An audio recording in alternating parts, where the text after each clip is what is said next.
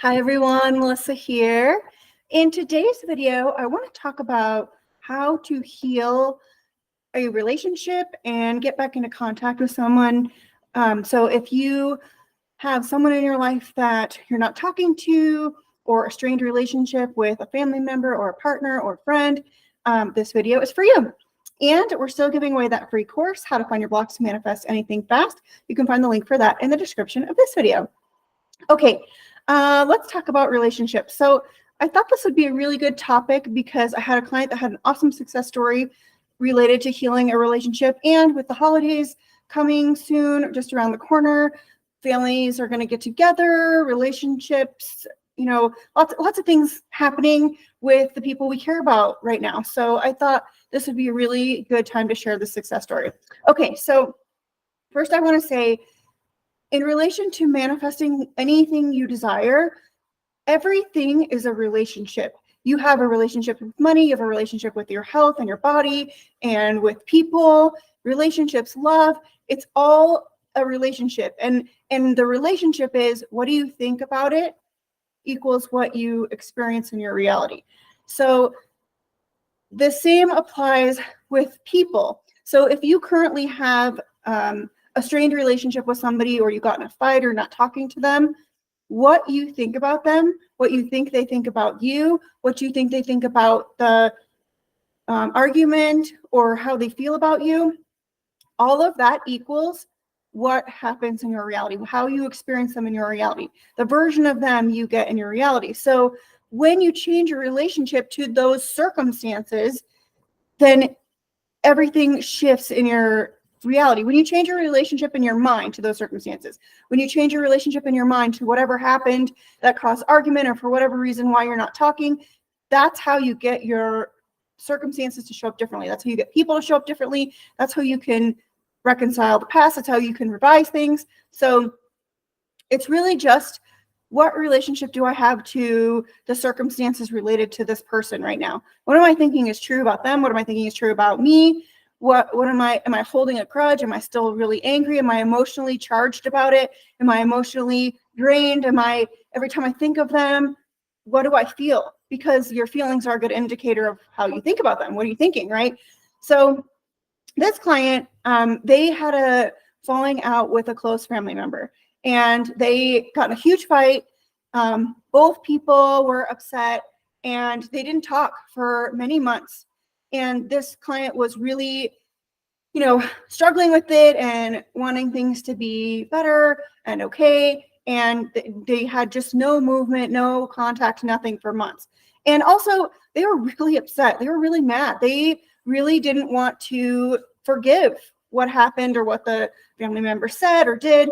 So there was a lot of feelings there. There was a lot of assumptions about that family member, thinking, oh, well, they're this way and they said this and they don't appreciate me. And, a lot of story going on there. So what we did was first we identified what the circumstance was, because that can tell you a lot about your thoughts on the matter. It can tell you a lot about your thoughts about the person too. So the circumstance was an argument.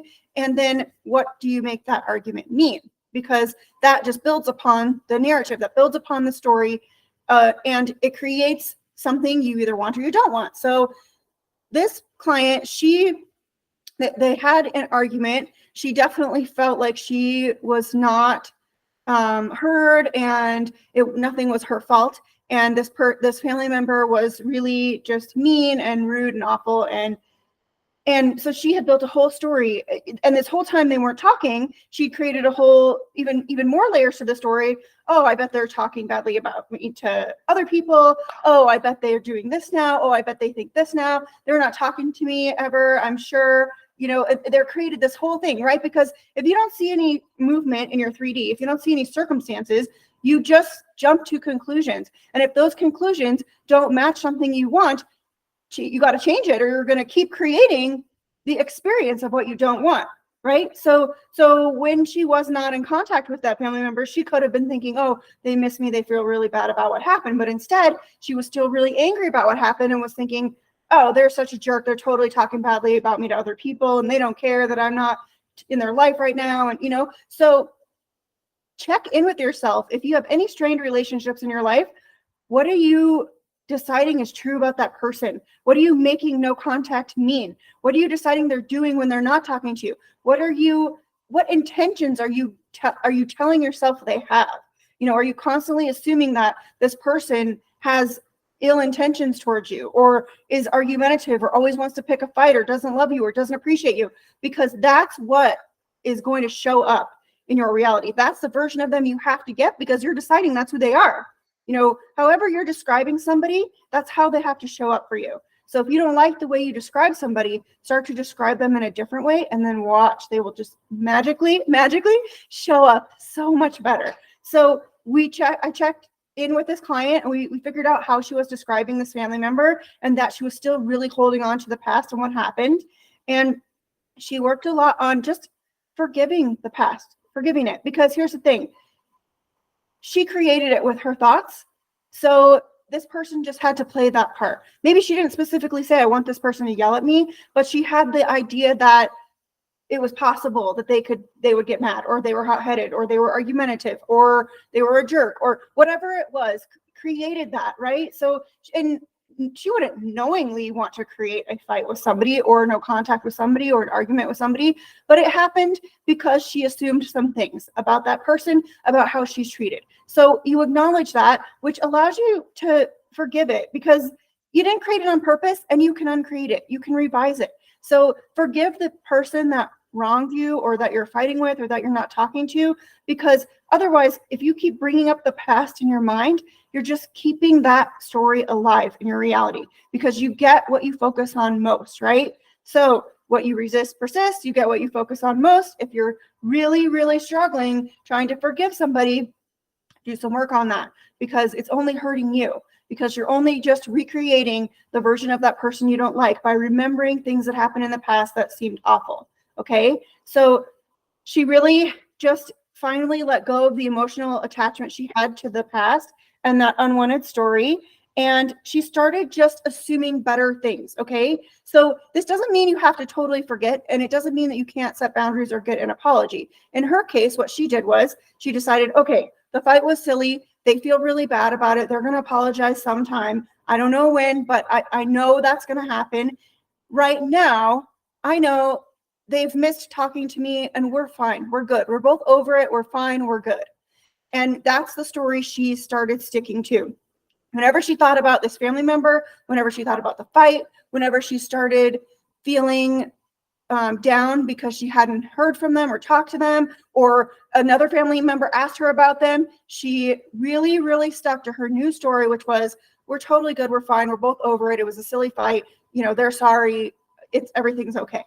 So she let herself be really upset about what happened for a few months. And so by the time she was ready to change her story, it probably was about a week between the time she started to tell the new story, and then out of the blue, this family member sent her a text message and invited her to an event. And then the conversation just started flowing. And, you know, they were at zero contact, no contact at all. She hadn't reached out. The family member hadn't reached out. And then all of a sudden now here they are. Hey, look, let's go to this. So like nothing had happened, just like her affirmations, like they were all good and nothing had happened. But it took her being brave enough to have faith in what she wanted to be true without seeing the evidence of it first in the 3D. And also it took her being willing to let go of the grip she had on being mad, on that unwanted story, on all those negative emotions and negative assumptions and thoughts about that person and what happened, because that's what's keeping it alive in your reality. The second you say, that's not true anymore. Everything's fine. We're great. Everything is beautiful. I'm always treated with love and kindness. Boom. Your circumstances are going to shift and people are going to show you that. So just to wrap this all up, when you're in a fight with somebody, or not talking to somebody, or you feel like you've been wronged by somebody, or it's just a tense situation, try to separate the circumstance from your emotions. Try to separate it out and just look at it from a purely observational perspective. Like, I'm just looking to see what showed up, because I don't like that, and I know I can change that with my thoughts. So if this person said something mean to me and treated me badly, and I made it mean that they were a jerk, I'm going to change my assumption about that. And decide, okay, that was a one-time thing. They feel bad about it. They'll never treat me like that again because they always treat me with love and kindness. They're a very lovely, wonderful person. And then you just go on about your life, holding on to that new story about that person. And before you know it, your circumstances are going to show you that new person back to you. You know, that person is going to be completely changed because you let go of the old unwanted story, the old unwanted hurts, and you started assuming better for you and for them. So I just thought this was a really awesome story to share, especially with the holidays coming up. And just because, you know, we all have ups and downs with relationships in our lives, and you don't have to be stuck in a bad place with someone you care about. You just have to start changing what you are accepting as true about them. What you are thinking is true about them and about you and how you're treated and how you feel. So really try to separate yourself from your emotions and look at it from a really objective and different place, because that will really help you create some new assumptions. And if you can't figure out exactly what you want them to be, how you want them to be, just start deciding like a general affirmation. People always treat me with love and kindness. They are always just really nice. They are always just really loving, you know? So you don't have to get super specific, but biggest pointer is the more you hold on to the past, the more the past keeps showing up in your reality. So if you don't like the past that you're holding on to, change your story. Okay? I think that's it for this one. I intend everyone who celebrates has an amazing Thanksgiving. I'm so thankful for all of you. Thank you so much for watching and being part of our community. If you guys need any help figuring out what stories you're telling or healing any relationship in your life, getting back into contact with somebody, I'm available for one-on-one coaching. And all of my coaching and courses are 20% off right now through November 27th. Okay, that's it for this one. Thanks so much for watching, and I'll see you in the next one.